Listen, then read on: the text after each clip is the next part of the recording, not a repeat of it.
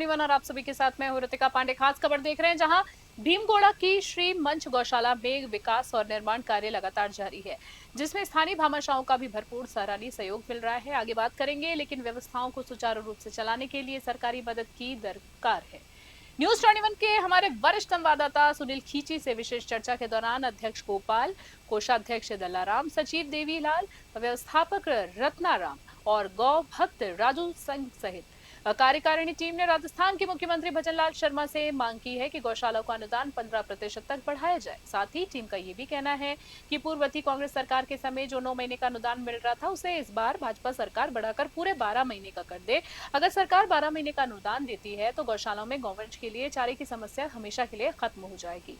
Camera person Jaswant Singh के साथ news 21 के लिए हमारे वरिष्ठ संवाददाता सुनील खींची की ये विशेष रिपोर्ट में देखें। आप देख रहे हैं न्यूज 21 और मैं आपके साथ सुनील खींची। दोस्तों, आपको पता है हम इस क्षेत्र की तमाम गौशालाओं का कवरेज कर रहे हैं कि गौशालाओं में किस प्रकार की स्थितियां हैं, किस प्रकार मुद्दे मसले हैं और क्या व्यवस्थाएं हैं, और व्यवस्था हम किस प्रकार की स्थितियां हैं, किस प्रकार मुद्दे मसले हैं, क्या व्यवस्थाएं हैं, पूरी गौशाला का आगे हम कवरेज दिखाएंगे आपको। लेकिन फिलहाल हम अभी मंच गौशाला समिति के अंदर है और यहाँ के जो ओनर है हमारे साथ जुड़े हुए हैं और रतन सिंह जी, उनसे खास बातचीत करते हैं कि इस गौशाला में किस प्रकार की स्थितियां हैं, किस प्रकार मुद्दे मसले हैं और क्या व्यवस्थाएं हैं। सर, पहले तो हमारे चैनल में आपका स्वागत है।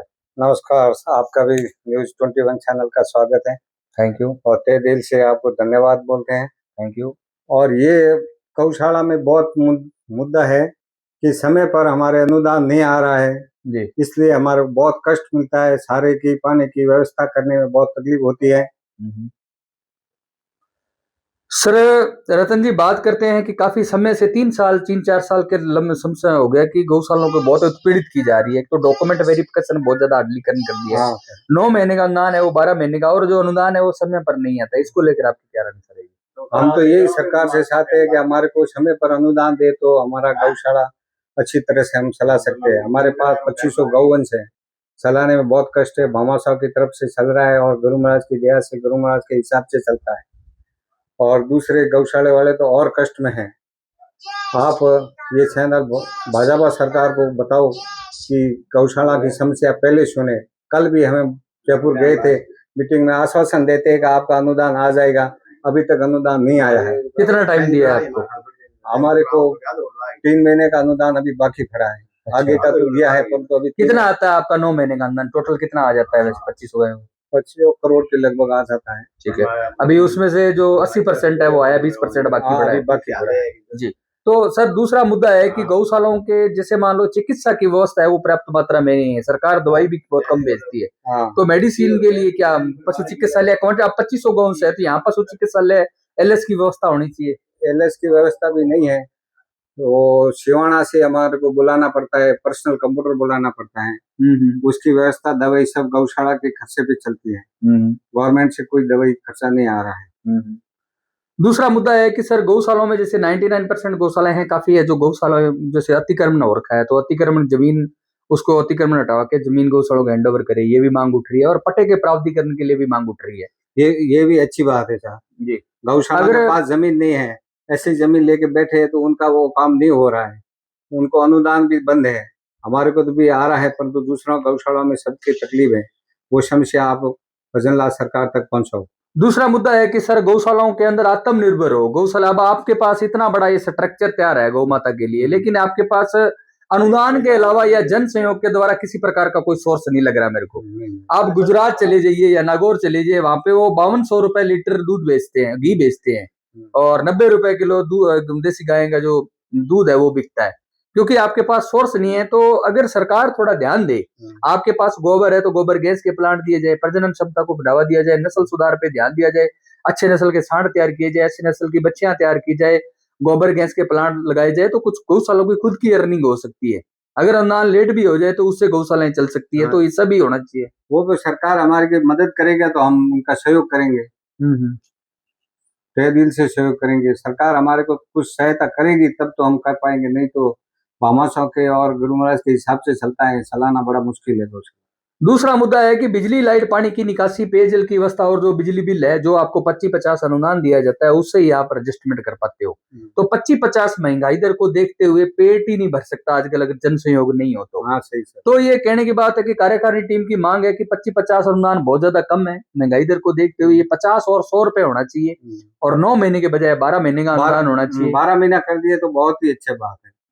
आप ये सरकार तक मुद्दा पहुंचाओ कि हर गौशाला को 12 महीना तक अनुदान दिए और समय पर दिए। अभी लेट आ रहा है तो उनके लिए सारा अब बहुत महंगा पड़ रहा है।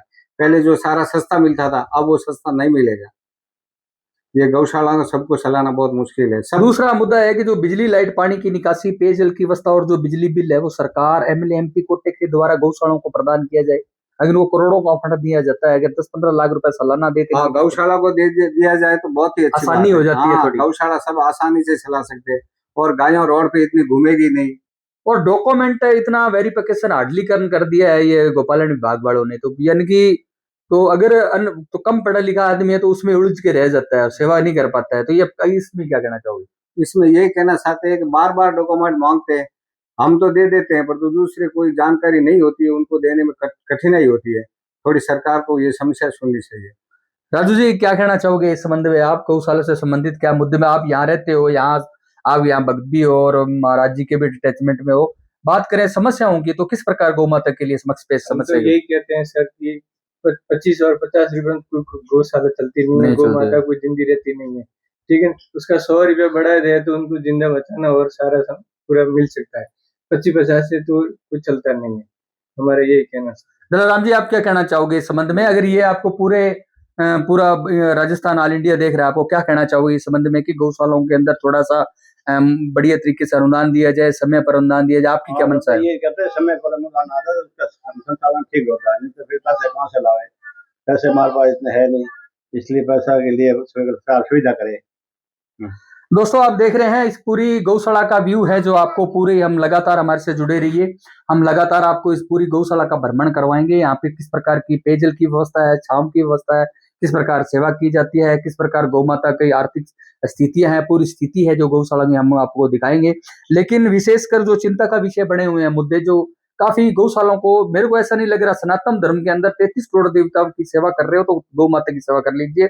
और लेकिन ये जो सरकार है, काफी ये बोल रहे हैं कार्यकारिणी टीम की मांग की कांग्रेस सरकार थी वो अच्छी थी, लेकिन ये भजनलाल सरकार डबल इंजन की सरकार है। फिर भी ये डबल इंजन की सरकार होने के बावजूद भी किसी प्रकार की गौ माता के लिए ये कोई जो उचित कदम है वो नहीं उठा रही है, क्योंकि जो अनुदान है वो समय पर नहीं आ रहा है।